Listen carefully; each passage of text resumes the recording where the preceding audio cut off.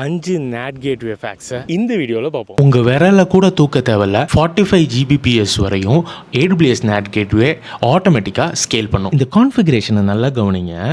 ஒரு NAT கேட்வேவை ஒரு public சப்நெட்டில் create பண்ணுவோம். அது எதுக்குன்னா ப்ரைவேட் சப்நெட்டில் இருக்கிற AWS ரிசோர்ஸஸ் இன்டர்நெட்டில் கனெக்ட் பண்ணுறதுக்கு.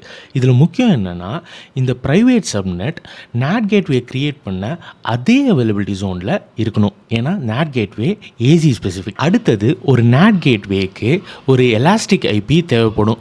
ஏன்னா NAT கேட்வே ப்ரைவேட் ஐபியை பப்ளிக் ஐபியாக ட்ரான்ஸ்லேட் பண்ணோம். பேசிக்காக ஒரு கூலிங் கிளாஸ் மாதிரி உள்ளேருந்து பார்த்தா வெளியில் இருக்கிற இன்டர்நெட் தெரியும். ஆனால் இன்டர்நெட்லேருந்து யாரும் ப்ரைவேட் சப்நெட்டில் இருக்கிற AWS ரிசோர்ஸஸை பார்க்க முடியாது. NAT கேட்வே 3 ப்ரோட்டோகாலை தான் சப்போர்ட் பண்ணும்.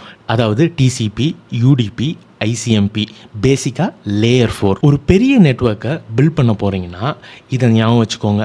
5 NAT கேட்வே தான் இப்போ ரீஜனுக்கு க்ரியேட் பண்ண முடியும். அந்த சாஃப்ட் லிமிட்டை இன்க்ரீஸ் பண்ணுறதுக்கு AWSல ரெக்வஸ்ட் பண்ணலாம்.